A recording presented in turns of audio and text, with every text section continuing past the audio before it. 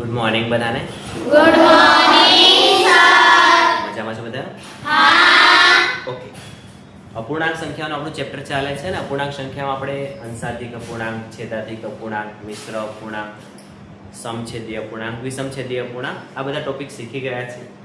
સાદા અપૂર્ણાંકને મિશ્રમાં પણ ફેરવતા શીખી ગયા છે અને મિશ્રને સાદામાં પણ ફેરવતા શીખી ગયા છે. આજનો ટોપિક જે છે બેટા ખૂબ મહત્વનો છે. તમે ક્યારેક ભણ્યા હશો, સોરી રમ્યા હશો. ચકલી ઉડે, કાગડો ઉડે, પાડો ઉડે, નહીં ઉડે? હે સરસ. આજે આપણે ચકલીને અને પાડા નથી ઉડાડવાના, આપણે છેદને ઉડાડવાના છે. કોને ઉડાડવાના છે બેટા? છેદને. અને આ તમને 10મા ધોરણ સુધી ખૂબ કામ લાગશે. મતલબ 6માં, 7માં, 8માં, 9માં, 10માં ખૂબ કામ લાગશે. અત્યારે આપણે સ્ટાર્ટિંગ કરી રહ્યા છે એટલે મેં નાની નાની સંખ્યાઓ લીધી છે. બાકી આટલી પાડા જેવી સંખ્યાઓ આવશે, મોટી મોટી. ખબર પડે છે બધાને? હા. તો આજે નાની નાની સંખ્યાઓની મદદથી હું તમને છેદ ઉડાડતા શીખવાનું છું. રેડી બેટા? મસ્ત અદાબ મારી ટટ્ટાર બેસી જાઓ. કન્ડિશન એ છે, ભણાવું એમાં પૂરું ધ્યાન આપવાનું અને જ્યારે થોડા દાખલા સમજાયા પછી તમને પૂછું તો તમને આવડવું છે. તમારે એ મગજ લગાવવાનું છે. માત્ર તમને ઘડિયા આવડે એટલે બધા દાખલા આવડે. ઘડિયા કેટલાને આવડે છે? કેટલા સુધી આવડવો જોઈએ? 20 સુધી આવડવો જોઈએ. કેટલા સુધી બેટા? 20. અને આપણા ટ્યુશનનો સિમ્પલ રૂલ છે, દરરોજ એક ઘડિયો તૈયાર કરવાનો. દરરોજ કેટલો કરવાનો? ખાલી 1. બસ 20 દિવસમાં 20 ઘડિયા આવડી છે. તો પહેલી સંખ્યા છે અપૂર્ણાંકનું. અપૂર્ણાંક રહી ગયો છે. અપૂર્ણાંકનું અતિ સંક્ષિપ્ત રૂપ અથવા છેદ ઉડાડો. તો અપૂર્ણાંકનું અતિ સંક્ષિપ્ત રૂપ કે તો પણ છેદ ઉડાડવાનો આવતો હોય છે. સાદું રૂપ આપો એમ કે તો પણ આપણે એવું કરવાનું બેટા. માની લો કે આવી સંખ્યા આવે છે 10/14. ઉપરવાળી સંખ્યાને શું કહેવાય? અંશ. અને નીચેવાળી સંખ્યાને શું કહેવાય? છેદ. જે મિત્રો નવા છે એમના માટે ખાસ, ઉપરવાળી સંખ્યાને અંશ કહેવાય, નીચેવાળી સંખ્યાને છેદ કહેવાય. અંશ અને છેદ, અંશ અને છેદ. ઓકે. હવે આપણે છેદ ઉડાડવાનો મતલબ શું કહું તમારે વિચારવાનું. 10 અને 14 શું કોઈ એક જ ઘડિયામાં આવે છે? 10 અને 14 એટલે કે 10 પણ આવતા હોય 14 પણ આવતા હોય એવો કયો ઘડિયો છે? આગળ ઉચિત થઈ 10 પણ આવે છે અને 14 પણ આવે છે એવો ઘડિયો કયો છે? બોલો બેટા. 14 ના ઘડિયામાં 10 ક્યાં આવે છે? બોલો બેટા. 2 નો ઘડિયો. 2 ના ઘડિયામાં 10 ક્યારે આવે છે? 2 પંચા 10. અને 2 ના ઘડિયામાં 14 ક્યારે આવે છે? બેસે બોલો બેટા. 2 સાતા 14. ઓકે. એનો મતલબ કે આ દાખલો તમને આવડી જશે બેટા. અહીંયા લખવાનું 5 ની જગ્યાએ 2 પંચા 10. અને એના અવિભાજ્ય અવયવ કહેવાય. શું કહેવાય એના? અવિભાજ્ય અવયવો તમને કિરણ સરે વેકેશનમાં શીખવાડ્યા હતા. લસા ભૂસા યાદ છે ને? હા. બસ એ જ બેટા. તો 2 પંચા 10. 14 એટલે શું? 2 સાતા 14. 2 સાતા 14. 10 ની જગ્યાએ 2 ગુણ્યા 5 લખવાના, 14 ની જગ્યાએ 2 સાતા 14 લખવાના. આવું કેટલા આવડે છે? ઓકે. હવે શું કરવાનું? ઉપર અને નીચે એટલે કે અંશ અને છેદમાં જે સંખ્યા સરખી હોય, જે સંખ્યા કેવી હોય બેટા? સરખી. એ ઉડી જાય. જેમ ચકલી ઉડે ને? હા. ઉડી જાય. શું થાય? ઉડી જાય. બે ઉડી ગયા. જે ઉડી જાય એ પાછું આવે નહીં. તો ઉપર વધ્યા 5. ઉપર કેટલા વધ્યા બેટા? 5. અને નીચે વધ્યા 7. નીચે વધ્યા 7. 5 અને 7 એક પણ ઘડિયામાં આવતા ને 5 5ના જ ઘડિયામાં આવે, 7 7ના જ ઘડિયામાં આવે. અને આવી સંખ્યાઓને અવિભાજ્ય સંખ્યા કહેવાય. કેવી કહેવાય? અવિભાજ્ય. અવિભાજ્ય સંખ્યાઓ એના જ ઘડિયામાં આવે, બીજા કોઈ ઘડિયામાં આવે નહીં. તો જે સંખ્યાઓ હવે કોઈ ઘડિયામાં નહીં આવે, એના જ ઘડિયામાં આવે, એને રહેવા દેવાના. એની જોડે કોઈ માથાકૂટ કરવાની. એ આપણો જવાબ. એને કહેવાય અતિ સંક્ષિપ્ત રૂપ. એને શું કહેવાય બેટા? અતિશય સંક્ષિપ્ત. એટલા ખબર પડી ગઈ. અમથા હાથ ઊંચો નહીં કરતા ને? મૂકી દો. ચાલો નેક્સ્ટ. હજુ આમાં થોડીક ઓછી ખબર પડી તો બીજા દાખલામાં ધ્યાન દેજો. એવો ઘડિયો યાદ કરો કે જેના ઘડિયામાં 20 પણ આવતા હોય અને 28 પણ આવતા હોય.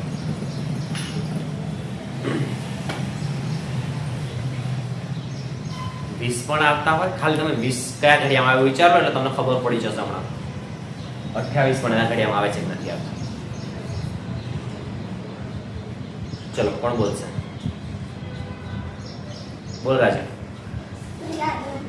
4 ના ઘડિયામાં જુઓ, 4 પંચા 20 અને 4 સાતા 28 તો 20 ની સામે શું લખી દેવાનું તમારે? 20 ની જગ્યાએ શું લખી શકો બેટા તમે? 4 પંચા 20, 4 પંચા 20 28 ની જગ્યાએ લખી શકો 4 સાતા 28, 4 સાતા 28 શું શું ઉડી જાય બેટા? 4 4 ઉડી જાય. 4 ઉડી ગયા તો વધ્યા કેટલા? 5 ના છેદમાં 7. 5 ના છેદમાં 7 કેટલા આવી જશે? હવે ખબર પડી? હા નેક્સ્ટ ત્રીજો દાખલો. 25 ભાગ્યા 35 અને વચ્ચે 25 ભાગ્યા 35 એવો ઘડિયો યાદ કરો કે જેમાં 25 પણ આવતા હોય ને 35 પણ આવતા હોય. રાજલ 25 પણ આવતા હોય ને 35 પણ આવતા હોય એવો ઘડિયો કયો છે?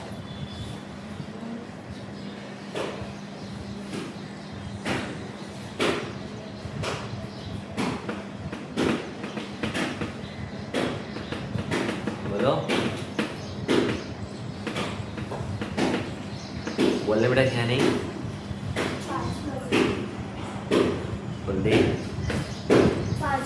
5 નો હવે ઘડિયો બેટા 5 નો 5 નો ઘડિયો કેટલા આવડે છે?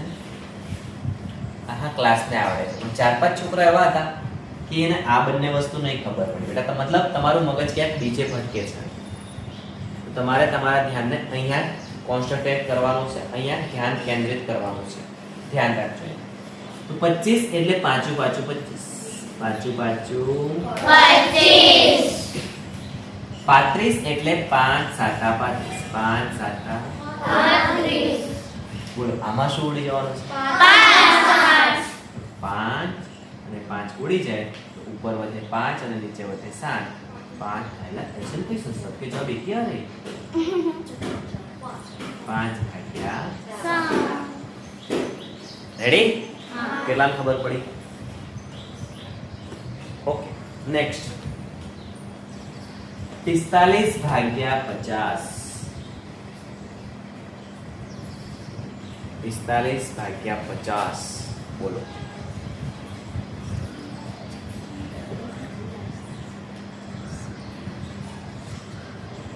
ક્રિશ ક્યારે આવે છે 5 ના ઘડિયામાં? વેરી ગુડ બેટા. 45 ક્યારે આવે છે? 5 9 45 અને 5 દાન 50 5 9 45 5 દાન 50. 5 અને 5 ઉડી જાય તો વધે કેટલા? 9 ના છેદમાં 10. 9 ના છેદમાં 10 આ 9 અને 10 એક ઘડિયામાં આવતા નથી. એ આપણો જવાબ થાય. શું થાય? જવાબ કેટલા સમજ પડે છે હવે? ઓકે પાંચમો દાખલો. 12 ભાગ્યા 18 આ તો બધાને આવડવું છે. બોલ સૂર્યવંશ. બોલતા હે હેન બેનો તે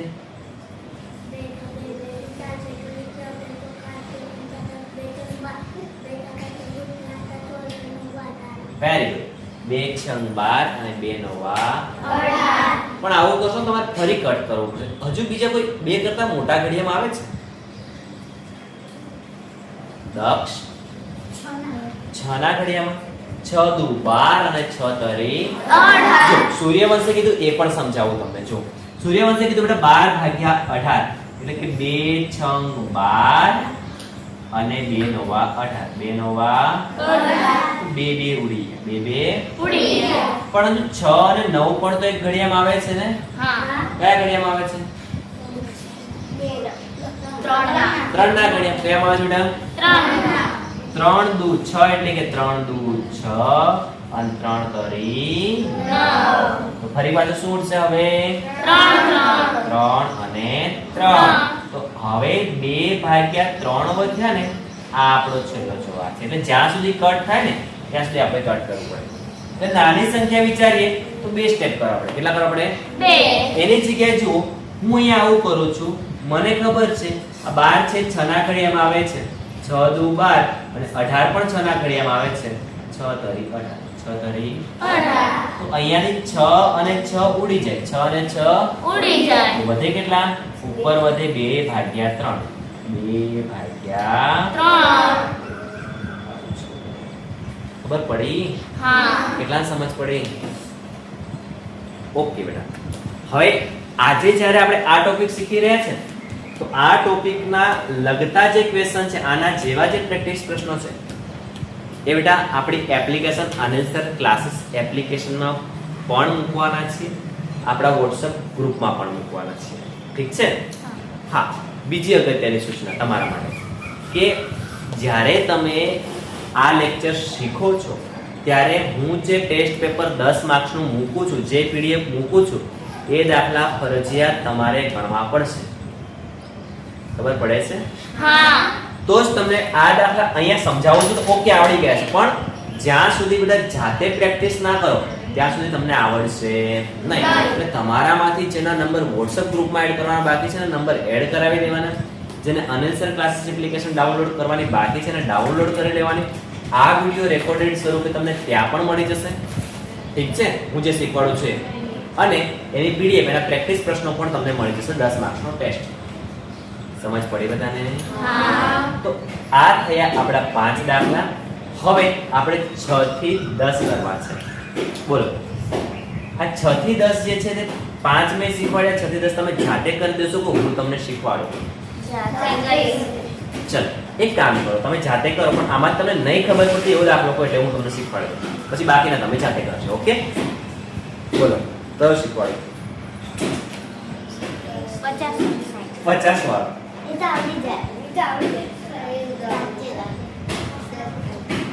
બીજો કયો શીખવાડું? 14 વાળો. તમે 8 અને 9 તો બે વાર 8 અને 9 18 ને 27 ક્યાં છે 18? 8 અને 9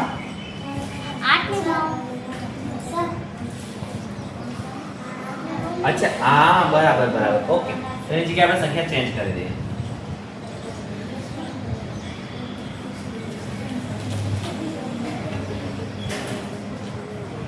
ચલો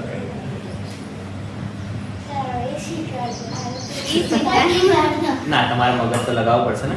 હું તમને ઉપર વાળો શીખવાડું 14 અને 24 વાળો. યાદ કરો 14 અને 24 કયા ઘડિયાળ સાથે આવે છે? આપણે અને 12 દુ 24. બેસે બેટા ધ્યાન રાખજો. દરેક વખતે સંખ્યા ડાયરેક્ટ ઘડિયામાં નહીં આવે તો ઉલટું પણ વિચારવું પડશે આપણે. જો 14 એટલે કે 2 7 14, 2 7 14 અને 24 એટલે કે 12 દુ 24. 12 દુ 24 તો અહીંયાથી 2 ઉડી જાય. 2 ઉડી જાય. ઉપર વધે 7 અને નીચે વધે 12. આ આપણો જવાબ થાય.